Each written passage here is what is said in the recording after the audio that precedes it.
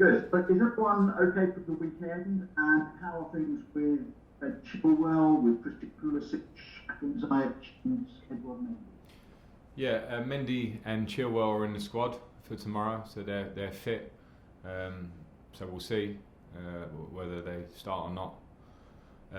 And then the other ones, Ziyech and Pulisic, are not far away. They're still in their recovery stage, so it's too early for them both. You've only had a few days to work with Kepa, but what have you made of it? What does it mean to at least have him available? Yeah, very positive. The early signs and interactions, just as a man and also on the training pitch. So he settled in very well in those few days, and we've made him very welcome as always. So yeah, no, it's competition. He's a good goalkeeper. We know that. We know a lot about him, and we'll see how we go. But how do you go about addressing the issues that cost you at West Brom? They were individual mistakes. What can you do about that? But yeah, very clear individual mistakes. You can't hide from them. The players, the individuals can't, and that's where you just need to have humility and hold your hands up. And I think players should. Thiago Silva definitely did, because that's the kind of character he is. And the reason he's been one of the best in the world for the last 10 or 15 years is because he doesn't do it much. So we have to take the game on the chin in terms of the fact that there were 3 individual errors gave us a real mountain to climb. The positive was that we climbed it to a degree and got a point, although we would always want more when we have such a domination of a game against a team that defend, but the circumstances made it difficult and the reaction was actually good. Last one, please, Ian. Big talking point from the weekend, the new handball law, the way it's being interpreted. Steve Bruce got a penalty, said we've lost the plot. Roy Hodgson, who had a penalty given against Crystal Palace, said it was a nonsense and it's ruining the game.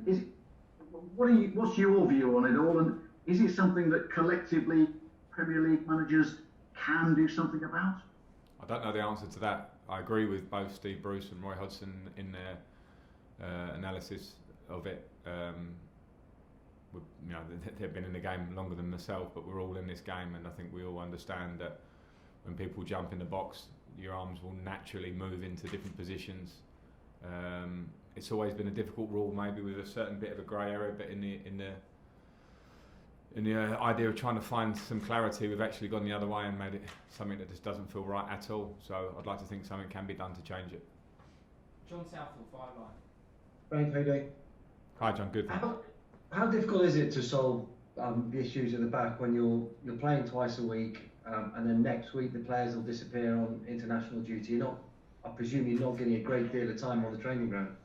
No, and I keep saying it, and I'm not pleading or making excuses. It's just a fact that when you work, part of the reason I think we had a successful year last year was the work that we put in on the training ground from the early days of being in Dublin and then being in Japan and having weeks with the players. And we were very well drilled, and I think off the ball particularly, our work was great, and we made it very difficult for teams to play against us a lot. When you have new players in, you really want to work like that. We haven't had the chance. So not just at the back, the whole way we're playing, it needs work. Football doesn't work that you throw things together and everything is amazing, because otherwise we wouldn't have managers that have shown that work brings success. So we're in that process, and we just have to fight through that. Sometimes, and I mentioned last week, Barnsley being almost like an exercise for us. Now every game is an opportunity for us to improve. What do you make of the international break? I think some of them are playing 3 games in under a week. I mean, as a manager, what do you make of it? Well, I hope that the international managers, and I try and have as good a relations as I can with the ones I speak to related to our players, will use the games as well as they possibly can with their squads that they have, because 3 games is a lot when you think that we're back to back at the moment, and when we come back from that we'll be back to back again. I respect international football and I understand it has to be there. I just hope that the players go away and play and come back safely. Last one, John, please. Yeah, I know we've spoken about Antonio Rudiger before, but he hasn't featured at all this season. So can we assume that he is one of those players who will be on his way out?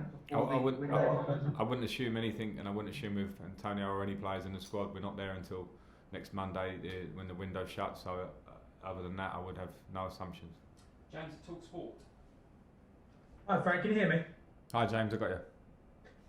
Frank, what's the latest on Kepa Do you think he might have potentially played his last game for Chelsea? Where do you see his future, especially over the next few days? No, I certainly won't go to the point of played his last game for Chelsea. I think it's been a difficult time for Kepa. I think that's well documented. I know it and he knows it.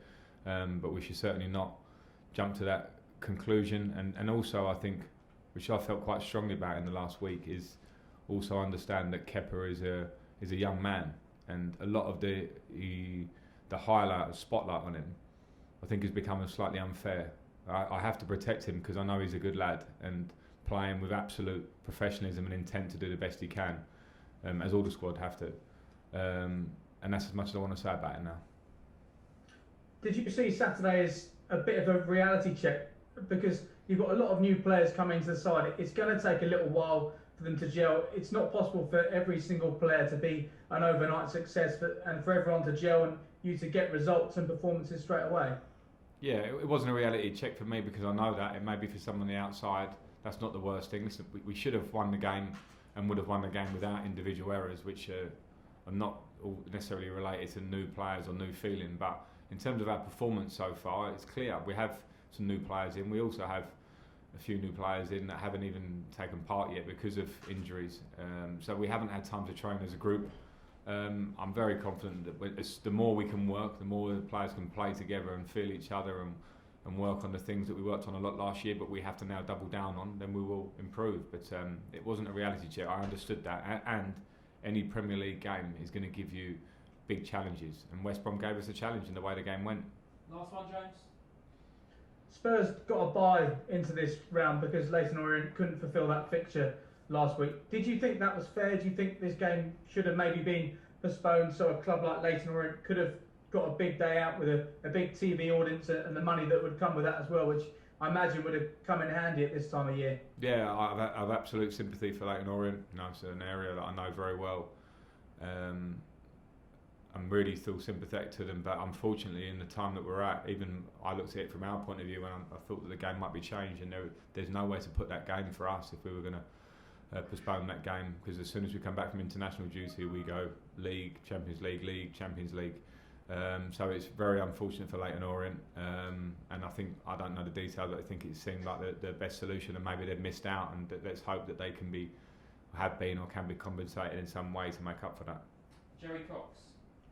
Hi Frank, this is the second of 4 games in a week for Spurs, and Jose's hinted the Carabao Cup's probably his least important or lowest priority.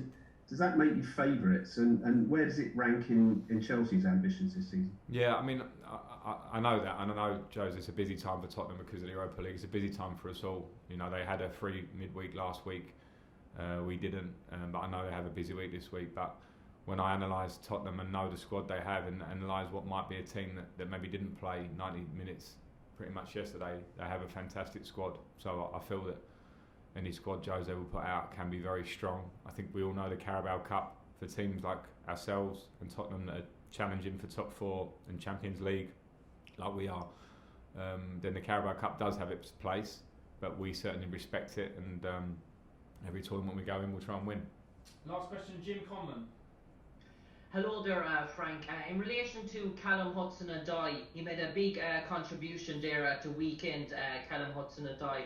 And do you think maybe going forward, Callum's going to have a big part to play in the season with the likes of Hakim Ziyech and Christian Pulisic coming back from injury? And also, what's the future entail for Victor Moses? He had a successful enough loan spell at Inter Milan. He's going to be back in. Is he going to play a part for you this year, Victor Moses?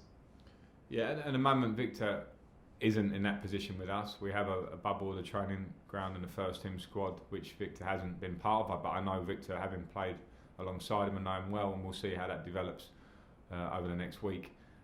With Callum, yeah, I certainly hope he has a big part to play this season. When you talk about Ziyech and Pulisic, we are not inundated with wingers. We lost Pedro and Willian in the summer, and we'll need competition, we'll need players just because of the stress of playing in the competitions we have to play in.